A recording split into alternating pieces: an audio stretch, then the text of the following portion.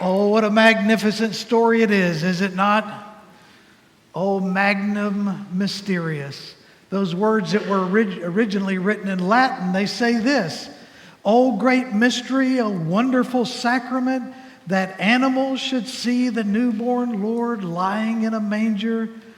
Blessed is that virgin whose womb was worthy to bear Christ the Lord." Hallelujah. Amen. It's been an incredible night, has it not? Now, we have all been there. Most of us have been there. You've come home from the office, you've had a long day of work, and you approach your house and you begin to realize that there is an envelope sticking out of your mailbox. You can't see it, but I can. An envelope sticking out of your mailbox, and with exciting, trembling hands, you go and you pull that envelope out of the mailbox, wondering, is this the letter that I've been looking for?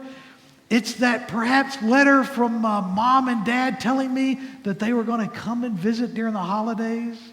Maybe it was that exciting letter that was going to come that would have little orphan Annie's decoder ring. You've been waiting for it, haven't you? Yes, you have. With trembling hands, you grab the envelope and you can't wait to tear it open. You want to see exactly what's in there. You get it, you pull it out, and you begin to read. "Behold, I bring you good tidings of great joy, which will be for all the people." Your heart begins to get excited. Good joy, great joy, which will be for all the people. "For unto you is born in the city of Clearwater an invitation." You have been invited to serve on jury duty.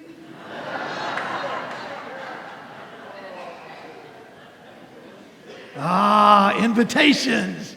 They're wonderful, are they not?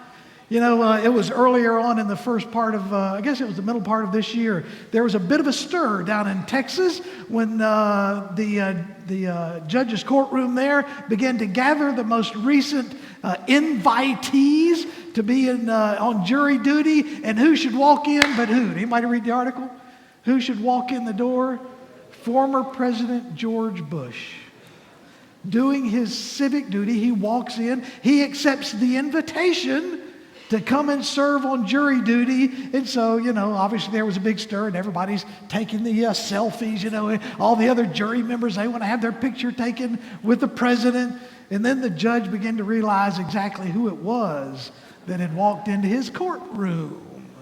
And he finally decided to go ahead and let President Reagan, former President Bush, not have to serve on jury duty.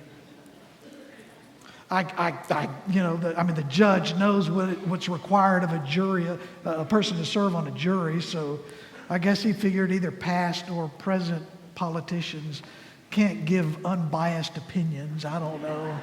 Maybe that's the case. I don't know.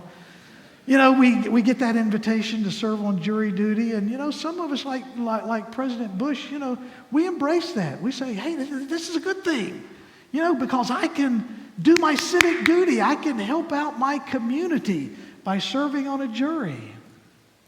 Others are looking for any way that they can get out of it, and you know who you are. I read an article one time by a guy that was written. He said, you know, if you want to get out of jury duty, there's just a couple of things you need to do. First, you show up in the courtroom, don't take a bath, don't comb your hair. And when they begin to ask you questions, drool when you talk. Don't drool a lot, or they will make you the jury foreman. And then somewheres, as they are beginning to ask you questions, just stop and lean over and look at the judge and say, Judge, I agree with you. The guy's guilty. Let me give you my vote now. They'll let you go. They'll let you go. You know, we all get a lot of invitations. We get invitations to birthday parties. We get invitations to bridal showers. We get invitations to baby christenings. We've been singing, we've been dancing, we've been watching drama, all surrounding what is really this timeless, this constantly being offered invitation. It's an invitation that every one of us is given a part to play in. Because we know that the real message of Christmas is a babe came into the world. Come and see. Come and see. We are inviting you to come and see. You got to understand that this Christmas invitation is more than just coming to witness and to worship. It's more than coming to just acknowledge that the baby arrived. It's really about coming in adoration and recognizing that indeed all of those prophecies of old have now come to fruition. What did Isaiah say? Unto you is going to be born a child, and the government is going to be upon his shoulders. If we're going to have a Christmas invitation, obviously there's got to be an invitee. Who do you think the invitees are? We've been singing about it tonight. Oh, come, all ye faithful. Every one of us in this room are extended that invitation. All the people down through history have been extended that invitation. Joel, it was the prophet Joel who reminds this, that whosoever will call upon the name of the Lord, he will be delivered. There's not a one of us in this room who has been excluded from that invitation. Remember when you were in school and they would choose up teams, and some of us would be the first to be selected, the buff guys, the guys on the front row, the buff guys. Then you had the guys like me who would always be invited last. Every one of us are extended this invitation. We can all come. Isaiah tells us, therefore the Lord himself will give you a sign. The virgin will be with child and will give a birth to a son, and we will call him Emmanuel, God with us. Not just one or two or three, God with us. Oh, come, all ye faithful. Oh, wait a minute now. Faithful? Well, if people are faithful, then they must have faith in them somewheres. What is this faith? Faith, it's kind of like putting your trust in somebody that you know is not going to let you down. I'm putting my faith in my wife. She's going to give me, I know, what I want for Christmas. Yes? Yes?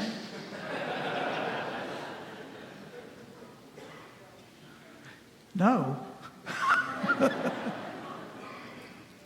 Hebrews 11. Hebrews 11 says, what is faith? Faith is the substance of things hoped for. We're not talking about hope for that special Christmas gift under the tree, the Mazda Miata in the parking lot.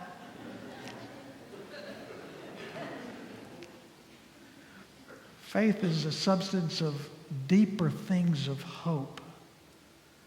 Hope that we can be clean in a dirty world.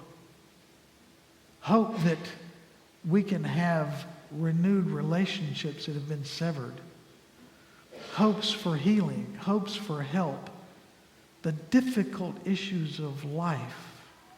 And God said, I will send my son into the world so that he can be the hope of the world. And that invitation to participate in that is for us all. Oh, come, all ye faithful. That's the addressee. But how are we supposed to dress? How are we supposed to dress when we get there? It's right there on the wall. You've been looking at it all night. You should know by now. Right there on the wall. We need to dress joyfully. We need to have joy in our life. The psalmist writes of a glorious secret. It's found over in the Psalms. Blessed is the people that know the joyful sound. They shall walk, O Lord, in the light of thy countenance. What does that mean? Every day of your life, you can slip out of the bed, you can jump into the showers, you can wander in and put on the cup of coffee, because I know that's where the joy begins, right? No, the joy begins long before then. We can have joy in our life because we have the light of His countenance. But the reality is sometimes life isn't so easy, is it? Major Erickson kind of mentioned it this morning, or this evening at the beginning of his prayer. Sometimes it's hard to be joyful, isn't it? It's tough when your spouse has left you and you're standing down here at the corner of Belcher and Gulf to Bay with your child and you're begging for a crust of bread. That's tough, isn't it? It's tough when you are sitting with your son in a drug detox center because he's fallen off the wagon, yes, once again. And it's tough to be joyful sometimes, isn't it? It's tough. Life is tough, folks.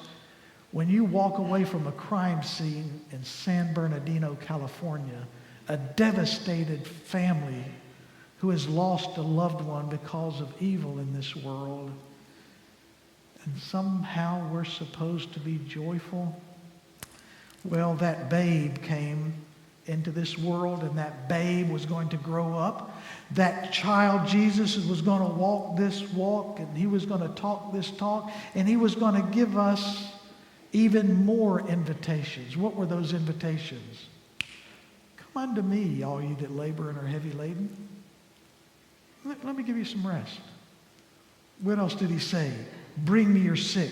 Bring me the lame. Bring me the leopard. Bring me those who are broken of spirit. And as they would come to him, he would touch them, and hope would bloom afresh again. And they would bounce and they would have joy because they were new creatures because of Christ Jesus. So if they're joyful because they're triumphant over something. What does triumphant mean?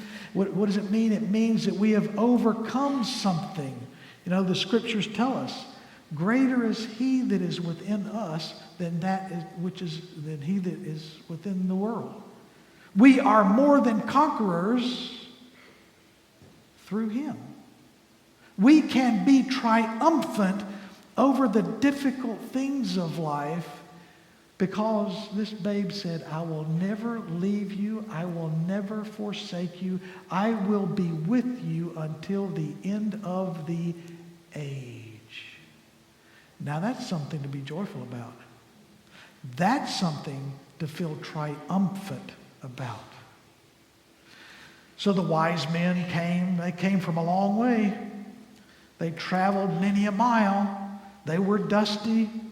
They came. Can somebody tell me where we can find this babe born in of old? We've heard all of the prophecies, and we have seen his star. We have seen the light. We have followed it.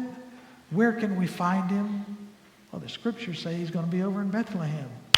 Off they went.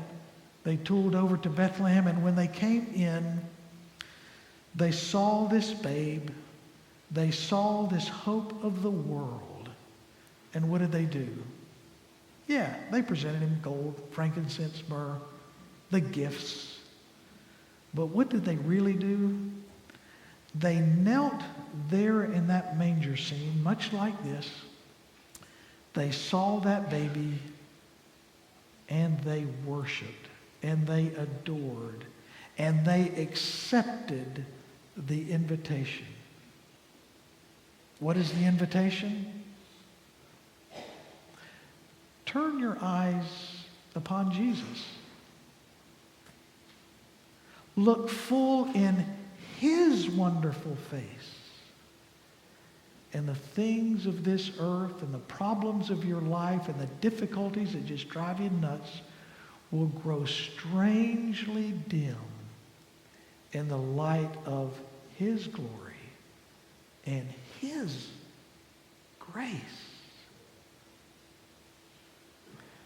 You got an invitation. There's an invitation. Come, see It is real. Maybe some of you came in this room tonight carrying those battles, those struggles, those scars, those hurts, those broken relationships, all of the stuff that can burden life down. There's an invitation, folks. There are people in this room. You see the folks in the black uniforms. Any one of them would love to meet with you and talk with you in the hallways or while we're having the refreshments. They would love to talk to you and talk a little bit deeper about what it means to accept this invitation in its fullness. So let it be written tonight. So let it be done. Lord bless you.